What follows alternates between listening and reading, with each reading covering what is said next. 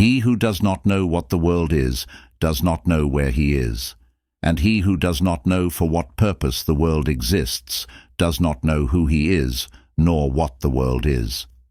A message from the 1st century for those of you who are striving to learn and progress. I lay this gently in your lap.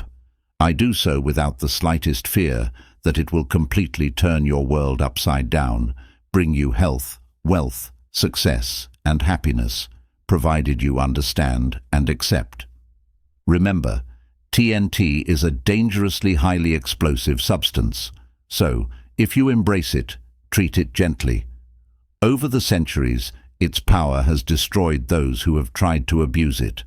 Therefore, exercise great caution that it is used only for good. Everything can be proven by the teachings of the Bible, certain firmly established laws of physics, and, last but not least, simple common sense. Listen and decide for yourself if the evidence I offer stands for itself. Some of you may only see the spiritual side, others may recognize the scientific truths, and still others may simply accept it as a practical operating tool to get you on the road to success. Many know the truth, and for those of you who will open your minds, the light will stream in with blinding white brilliance. I am indebted to an old friend of mine, an expert in X-rays and high-frequency electrical devices, who, when I was a boy experimenting with electricity, put the first piece of powerful TNT in my pocket. At the time I didn't know what it was and didn't understand it, but luckily it has stayed there all these years. Looking back, I understand why he didn't let me understand what it was. He believed in me and knew I would accept it when I was ready. It took me almost 30 years of searching for the secret. All that time there was something in my pocket within my grasp. However, I now have a firm grip on it and will share it generously. Know that if used wisely, it will sweep away all obstacles and pave the path you want to travel throughout your life. For many years I was a newspaperman and often behind the scenes. I met great men and women, interviewed famous people. Of course I studied them and tried to understand what special qualities they possessed that set them above the rest. But their secret eluded me.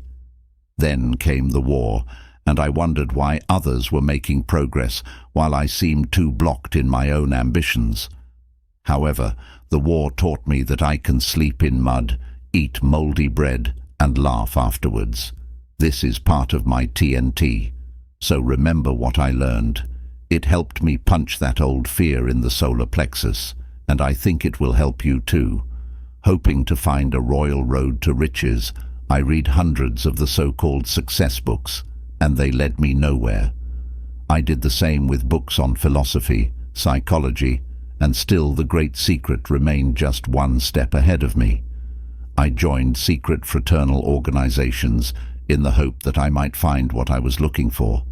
However, the secret was in every book, in the great order, everywhere, and actually right under my nose. But something stopped me, and now I have done my best to present it to you. After the war, I became a member of an investment banking organization operating all along the coast, and over the years I cherished a pretty big dream, like thousands of others in all walks of business, only to discover that the castles in the air I was building were on shaky foundations. Something that turned the world completely upside down financially completely destroyed my castles in the air, and I got scared. I got lost in the fog. Everywhere I looked, something was falling on me.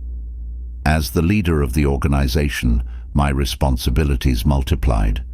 Our business was facing a crisis due to the economic changes that were taking place around the world, and many people who did not understand the disaster that had befallen business everywhere were critical. All this led to worries and many sleepless nights. I dreaded going to work for fear that each day would bring additional misery. The weeks went by, and the conditions got worse and worse. I was at a loss. Several times I talked about giving up the business, and one day, at the end of June 1931, I made the decision to leave. I mentioned it to one of the women I had been working with for several years and saw reproach in her eyes. That night I tried to sleep. Once again, it was impossible.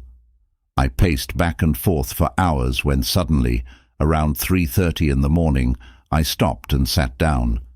I could give in to the urge to escape and let the others carry on alone, or I could stay and do my bit, a duty I knew was too much for me. I found myself almost saying out loud, "Right is right. It was always right. It can't be any other way." This was something I had been taught since childhood. Suddenly, something seemed to unfold. A voice came out of nowhere and asked, "What have you been searching for all these years? What have you been learning? Where have you been? Where are you going?" The royal secret. I jumped up and shouted, "I know it! I have it now. It's the secret. That's what they wanted to teach you. It's the royal secret." Something told me that I would find these exact words in a book that had been given to me many years before, which I had tried to read, had not understood, and had put aside. It was written by a great man, Albert Pike, a mystic, poet and scholar. I grabbed it off the shelf, flipping feverishly through the pages. The words were there, and I understood them immediately. Now I had the key. I could see a wide, smooth highway, and at the end of that highway, a perfect flood of beautiful, radiant light.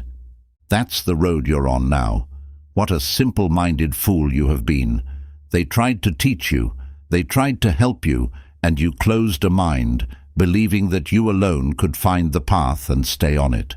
I was almost overwhelmed with the pure joy of it all. My fears, my worries were gone. I smiled.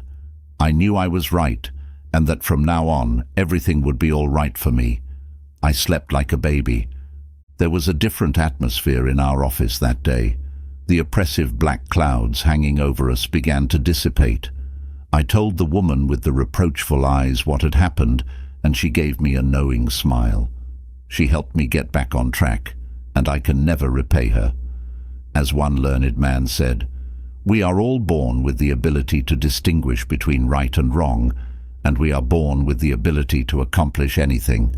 But some of us have to run full tilt into a stone wall and smash ourselves to pieces before we really know what we're about." I hit the wall with a huge thud, and it was the biggest and best thing that ever happened to me. Many who noticed the transformation asked for an explanation. I told some of my best friends, and now here I am telling you because I know I can do good. The morale of our entire organization was at an all-time low. Everyone was discouraged, scared. Due to the necessity of things, we had to do a U-turn. My job was to do everything I could to help the others, because I knew it was the right thing to do. At first I was undecided about what methods to use to help them, but I used my own system to address the subconscious. An inner voice told me to talk to them. Some were skeptical, but I said to myself, I can prove I'm right. And during the weeks that followed, I spent every waking hour reviewing the books I had studied over the years. Of course, the Bible came first. Then came studies on yoga, the philosophy of the ancient Greek and Roman masters, and the later teachers and students. I reconsidered the meditations of Marcus Aurelius, Lars Hudson's Law of Psychic Phenomena, again another book, The Spirit World, written by a brilliant Dr. Hayden Chester. Again I studied my books on physics, electricity, and those on the vibrations of light, and discovered that not only was I right, but that, strangely enough, the same general principles ran throughout. I reread numerous books on psychology and found the same story everywhere. I then quoted excerpts, and lo and behold, things began to move. It has always struck me that all the men and women who use this power, to use the words of my newspaper days, are headliners, the ones who make the front page. Something makes them throw away the bushel basket they hide their heads under, and they rise above the mundane. Many have mastered the art of reporting, the science of war, banking, statesmanship, politics, the arts, but they are all in the full spotlight, headliners. The number is legion. I'll name just a few: Nero, Julius Caesar, Christopher Columbus, Cleopatra, Balzac, de Maupassant, Sir Isaac Newton, Joan of Arc, Cromwell, Edgar Allan Poe, Benjamin Franklin, Alexander Hamilton, Bismarck, Graham Bell, General Grant, Cecil Rhodes, Clemenceau, Winston Churchill, Henry Ford. Everyone uses this power, I'm sure. I think he is the greatest headliner of today. You can find a lot of pictures of him in modern, civilized clothes, but for several years he has cut his hair short, wears a loincloth and a pair of huge glasses. I have no right to say that Gandhi adopted this attire for any particular reason, but I believe he did it to draw the world's attention to himself and the cause of India. I make no attempt to explain why those who have this power are headliners. You have to find that out for yourself. The true greatness of a man lies in the consciousness of an honest purpose in life, founded on a just estimate of himself and everything else, on frequent self-examination and a steady obedience to the rule he knows to be right, without caring what others think or say, or whether they do or do not do what he thinks, says, and does. Marcus Aurelius. There are thousands, even millions of people who are seeking the secret, the key to health, wealth, happiness, contentment, to solving their problems, and I am sure that you too can acquire this key if you apply the ideas contained in this audiobook. What do you want? Where are you going? 1,000,000 watermelons. On a Mississippi shore, 2 men were dozing. One of them yawned, stretched his arms and sighed, "Man, I wish I had 1,000,000 watermelons." The other man said, "Rastus, if you had 1,000,000 watermelons, would you give me half of them?" "No." "Would you give me a quarter of it?" "No, I wouldn't even give you a quarter of it." "Rastus, if you had 1,000,000 watermelons, wouldn't you even give me 10 of them?" "No, I wouldn't even give you 10 of them." "Well, wouldn't you give me 1 miserable watermelon?" "Say, Sam, I wouldn't even give you a bite of one if I had 1,000,000 watermelons." "Why not, Rastus?" "Because you're too lazy to make a wish for yourself." There's a lot to learn from this story. I am fully aware that some will scoff. There have always been mockers, but mockers never succeed. They never get anywhere in life. I suppose there is no intelligent man or woman who is not genuinely interested in getting ahead. But I've often wondered if most of us don't have a negative trait that prevents us from really getting started. There's a saying, if you believe it, it is. Perhaps just a cryptic statement, or rather a summary of what I am giving you. All great teachers like Confucius, Mohammed, Jesus, and many philosophers taught one big basic idea. It can be found in all religions, cults, creeds, and sects. The same general theme can be found everywhere. If you believe it, then it is so. As a man thinks in his heart, so he is. If you believe it, it is so. Boil the whole thing down to one word: belief. I have heard many people say that the days of miracles are over, but never in my life have I heard a thinker. A student or a believer makes such a statement. Surely the days of Aladdin and his lamp are over. Perhaps they never existed. So too with the magic wand, the flying carpet, and all those things from fairy tales and legends. When I speak of miracles, I mean the things that can be achieved through faith. Believe in your conviction, believe in yourself, believe in the people you are connected to, believe in a force, believe in something that controls everyone's destiny. And if you have that belief and can dissolve the negative side, nothing in this world can stop you from attaining what you desire. We all tend to calculate and weigh things up, allowing the negative side to come to the fore. Our thoughts express themselves in remarks like, "This can't work, I'm scared, what will happen if I do it? It's not worth the effort," and similar verbal alibis. If you have not already expressed these thoughts yourself, then others have expressed them to you. Through the power of suggestion, you have accepted them as your own conclusions. This same message has been written and delivered thousands of times. It is found in the Bible, in the great brotherhoods. It guided the three wise men.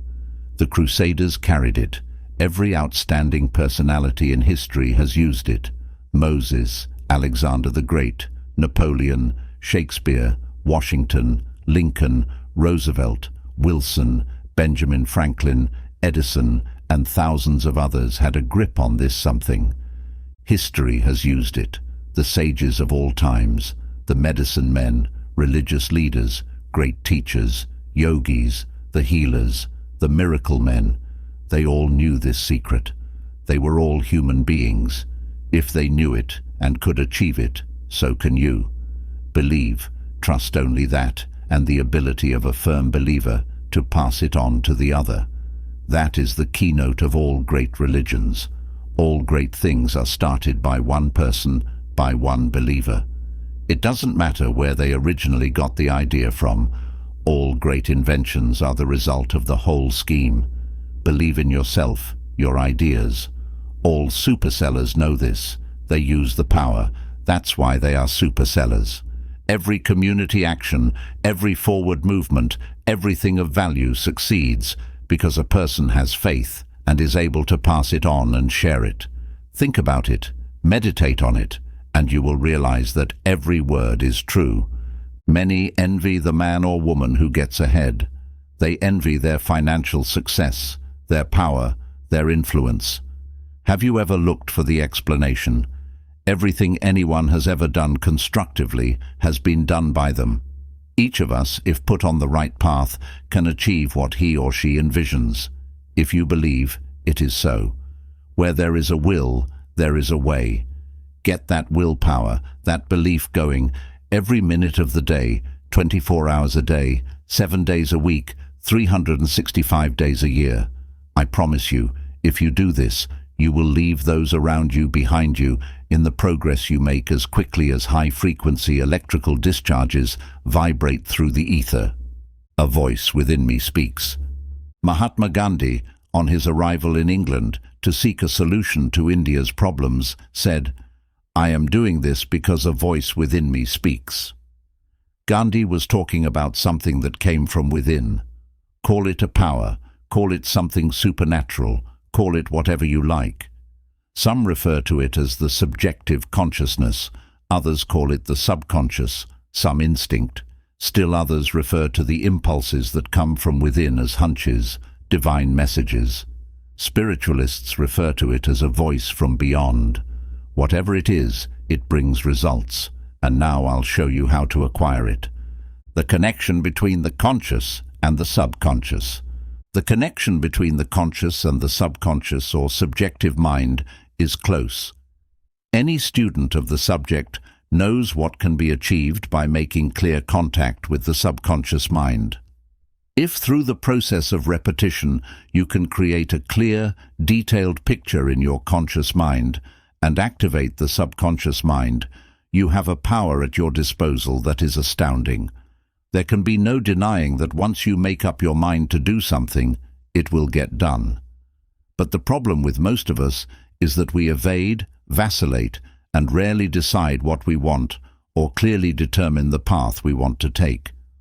All the daydreams and wishes would become reality if we had them constantly in front of us, leaving fear behind, pushing away all the reservations, all the ifs and buts. Again, many of us think we know what we want when in reality we don't. It sounds paradoxical, but if each of us knew what we wanted, we would get it, provided we had the will, the perseverance, the dynamic power to go after it. If you now have the desire, the foundation has been laid. Get a perfect, detailed picture of the thing or things you want. He who knows how to plant will not see his plant uprooted. The one who knows how to hold will not have anything taken from him. So, when you have the picture firmly in your mind, start repeating it. This will let the little voice speak from within and show you exactly and scientifically how to proceed to get what you want. As you move, all obstacles will become phantoms. The idea is to have the image or images constantly in front of you, to help you visualize the things you want and to keep them in mind at all times. Write a word picture of them on several small cards. Keep them with you at all times and look at them as often as possible, always with the thought in mind that the more often you look at them, the firmer the impression will become on your consciousness. For example, hang a card above the mirror so that you can look at it while shaving in the morning. Let the details of your wishes on the card grow as you develop the mental image. Have another card ready to look at lunch or dinner. Use the cards again briefly before you go to sleep and persevere. Supplement this method with the use of a mirror. Study yourself in the glass. Look deep into your eyes. Get to know yourself. Sooner or later, you will see the reflections of your desires in your mirror every time you look into it, and your daydreams will gradually take shape. Once you have clearly defined the images, don't let them escape for a moment. Hold on to them with steel bands. Constant practice, writing down your wishes and using a mirror will all work wonders. Soon you will be able to form the images as you wish, without the use of cards or mirrors, and you will find that you are tapping into the subconscious almost automatically. Remember, this whole subject is as old as the universe. The only thing I am doing is giving you practical instructions. The effectiveness of prayer. I assume that most of you have learned the effectiveness of prayer. Think for a moment. It is the desire, the prayer, that constant repetition. Keep in mind that, as I said before, you are appealing to the subconscious mind, that almighty force behind it, that omnipotent force, a supreme intelligence or whatever you want to call it. It's easier to go with the flow than to fight against it, but you have to harmonize with others, with everything around you. Not only let your breath act in harmony with the air that surrounds you, but let your intelligence now be in harmony with the intelligence that encompasses all things. The law of compensation. Meditate for a moment, and you will realize that I am giving truths that many may have forgotten. There is the great fundamental law of compensation that sets all things right. There are no hard and fast rules for anything, because some of us act one way and some of us act another, just like two people crossing the river, only over different bridges. But in the end, they both get to their destination. It's the result that counts, and if you think carefully about what you want and follow the simple rules given here, everything you want will be yours. Miracles will be accomplished. You will do what you previously thought impossible. It is not advisable to tell anyone about your wishes or desires, your innermost ambitions. Keep it to yourself, because if some people find out what you are striving for, they could put obstacles in your way. If obstacles happen to fall in your path or are placed there, climb over them or walk past them whistling happily. Remember that only you can stop yourself. I know it, I believe it, and it is so. Look inside yourself. Inside is the fountain of goodness, and it will always bubble up. Be careful how you use the power that will be yours. It will act like a boomerang and destroy you and everything you hold dear if you use it for evil. Therefore, use it only to do the greatest good for you and others, and to bring happiness to you and those around you.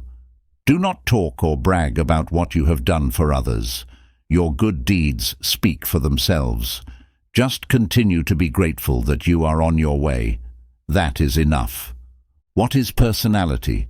What is it that, when you are in the presence of another person who has personality, captivates you? What is it that makes you feel their mere presence, that you are overshadowed by that person? It is nothing other than a dynamic force, coupled with willpower, that draws from this vast reservoir of the subconscious. There are millions of people who have this personality. Some say it is simply in their nature. Perhaps it is, in which case they use this power unconsciously.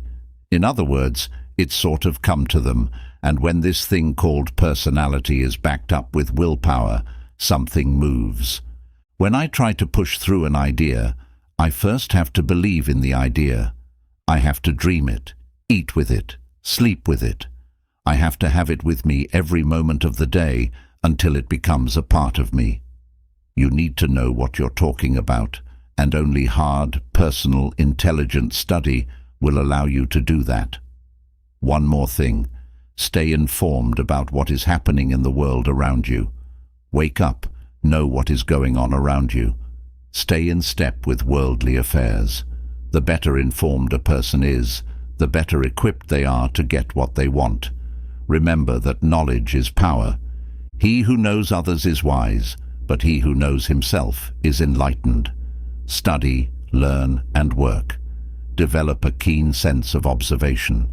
Become alive to yourself, and you will transfer it to the other. Acquire confidence, enthusiasm, and you will create similar vibrations around you. This is the theory of all life, as old as the world itself. Like begets like. A laugh begets a laugh. A good deed begets a good deed.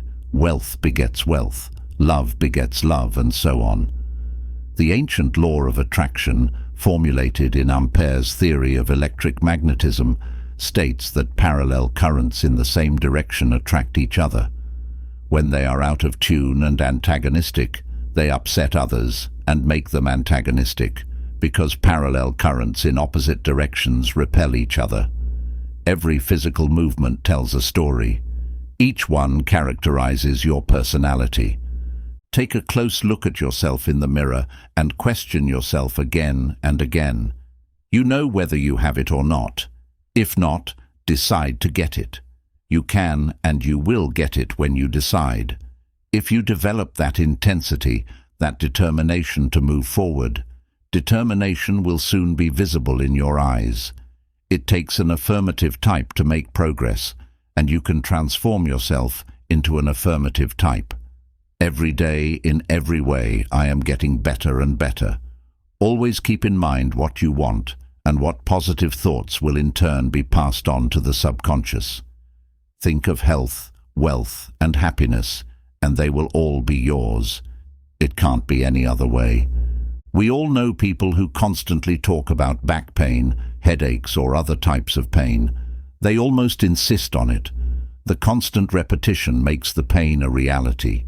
If you have such pain or discomfort, there is no reason to talk about it. Likewise, there is no reason to talk about your worries, your problems. Don't talk about them. Don't think about them. Then they won't be in your head. It's the repetition that keeps them there. Reverse the process. Move away from the negative side and become an affirmative type. Think affirmatively, and your pains, worries, and problems will disappear. If you are tormented by something external, it is not this thing that bothers you, but your own judgment about it. And it is in your power to eradicate this judgment now. But if something in your own disposition causes you pain, who is to stop you from correcting your opinion? If a train thunders across the tracks in front of you, what do? Surely you won't put the train in reverse and back up. You will slam on the brakes and bring your car to a halt. Once the train has passed, you continue on your way. If things go wrong around you, just slam on the brakes, turn off your engine until you can clearly see the road ahead. No power in the world, except your hand, can shift your car into reverse. So when you find yourself in reverse, remember that you alone got yourself there. We are living in a great crisis. There is an unlimited need for courage and bravery in human history, but there is no cause for despair. On the one hand, there is the path to such achievements, to such wealth and happiness as mankind has never known. Life as we know it now sometimes tastes very good. We spoil a lot for ourselves and for others through fear, foolishness, hatred, quarrels, mistrust, and anger. There is no reason to go on with this. We do not have the health we could have. We don't have a tenth of the happiness we could have. But it is within the power of the human will to change all that. H.G. Wells. That power, that vital energy or whatever it is inexhaustible, and it's so easy to use it if you just have the key. Successful people are not the result of what others have made of them, but what they have made of themselves. There are only two ways to move, forwards and backwards. So why not move forward? You can shift your gear and move forward. When fear rules the will, nothing can be done. But when a man casts fear from his mind, the world becomes his oyster. To lose a little money is nothing, but to lose hope, to lose nerve and ambition, that is what makes men castaways. Robert Newton. Find out exactly what you want and use the methods given, and you will discover that more doors are open to you than you ever dared to dream. I am not interested in any prophetic declarations. I am interested in results. A light will dawn on you, and you will see clearly how you can achieve what you are striving for. The conscious mind must be put into a receptive state. Before I close, I should say that conscious thinking needs to be put into a receptive state in order to get the ideas from subjective or subconscious thinking.